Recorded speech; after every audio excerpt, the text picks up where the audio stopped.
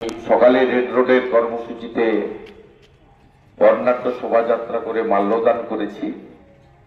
আমার বিকেলে মহিষাদল, যেটা সতীশবাবু সুশীলবাবুর কর্মক্ষেত্র, সেখানে বর্ণাঢ্য শোভাযাত্রা রয়েছে।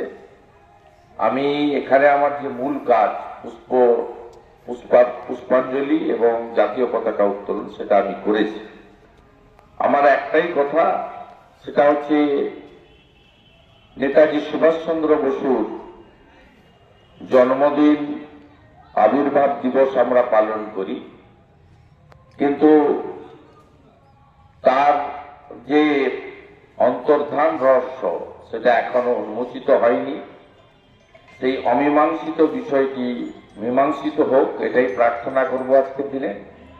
এবং আক্ষেপের সুরেই বলবো যে ভারতবর্ষের যদি প্রথম প্রধানমন্ত্রী নেতাজি সুভাষচন্দ্র বসু হতেন, তাহলে আমাদের দেশ অনেক এগিয়ে যেতে পারত এবং খণ্ডিত ভারত পূর্ণাঙ্গ ভারতে পরিণত হতে পারত। এবং আমাদের স্বজনরা আজ বাংলাদেশে যে কষ্ট পাচ্ছেন সেটা কখনোই পেতেন না, এটা আমি বিশ্বাস করি। নেতাজি সুভাষচন্দ্র বসুর আদর্শ, দেশপ্রেম, রাষ্ট্রের প্রতি তার যে অকুতভয় চিত্তে লড়াই করার মানসিকতা, তাকে সকলে শ্রদ্ধা করুন, এটুকুই প্রার্থনা।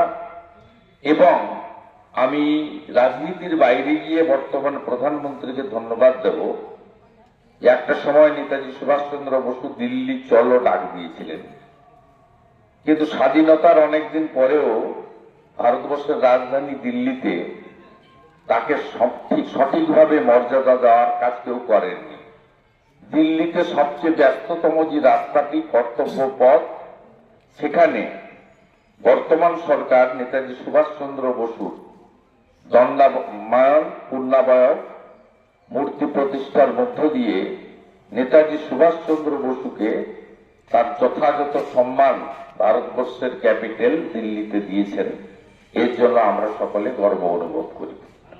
আগামী দিনে আমার নির্বাচন কেন্দ্রে বিভিন্ন শিক্ষা প্রতিষ্ঠান, বিভিন্ন রেজিস্ট্রার ক্লাব, বিভিন্ন ধর্মীয় প্রতিষ্ঠান, তারা নেতাজি সুভাষচন্দ্র বসু, স্বামী বিবেকানন্দের মতো প্রাতঃস্মরণীয় ব্যক্তিত্বের মূর্তি প্রতিষ্ঠা করার উদ্যোগ গ্রহণ করলে আমি তাদের পাশে থাকার চেষ্টা করব।